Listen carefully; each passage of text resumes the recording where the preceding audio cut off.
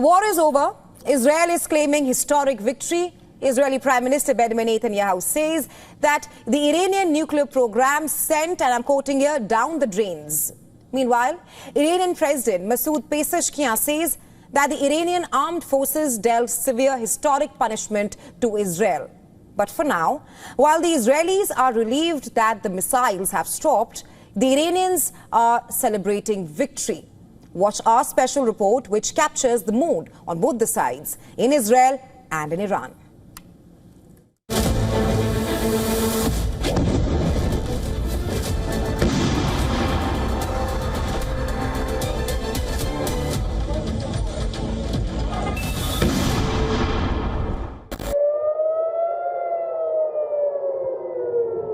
Sirens screamed, bombs thundered.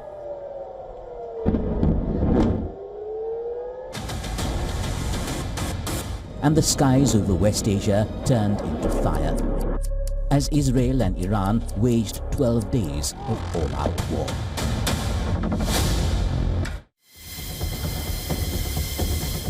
Israeli jets roared over Tehran, unleashing wave after wave of precision-guided munitions on Iran's nuclear and military sites.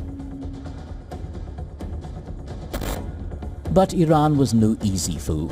It answered with fury, launching salvos that punched through Israel's famed missile defense shield, pounding Tel Aviv, Haifa and Beersheba.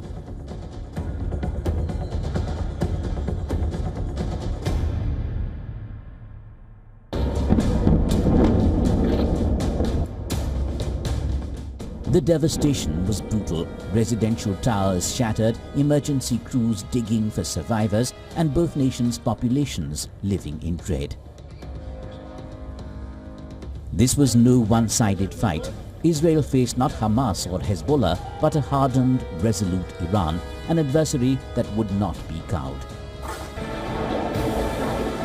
It was a high-intensity, high-decibel war. The stakes were existential for both sides.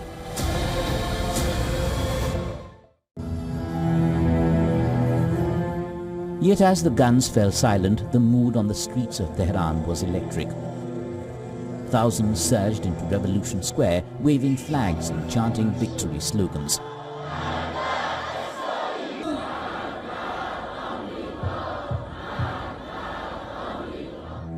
For many Iranians, it was a moment of pride and relief, a break from the terror of daily bombardment and the hope that the worst was over.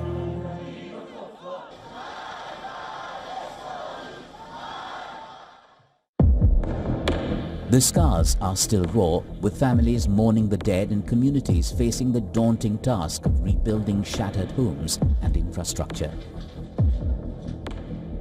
I'm completely against war. War is the worst thing for the people, more. Why should it be this way? I just want to live my life. After 70 years of living and 45 years of marriage, nobody would be happy to see war between two countries or two individuals. It was a terrible experience. We were in a very bad situation.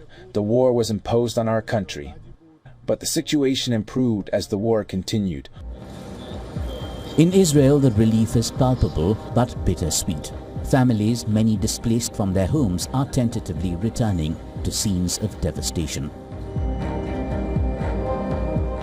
The lingering smell of smoke and the deep emotional scars of relentless bombardment are a stark reminder of the conflict's brutal toll.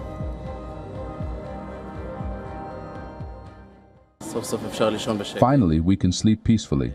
We feel better, less worried for the kids, for the family, and I hope it stays that way. That's the most important. I hope that the agreement, now the ceasefire with Iran, I think Gaza should be the part of it because it's all connected. They was part of it. But actually we don't know what's going on in the closed room, so we hope for the best. The ceasefire holds for now. Both sides claim victory.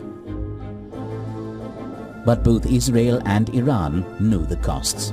The war has changed the calculus in the region forever. Bureau Report, WION World is One.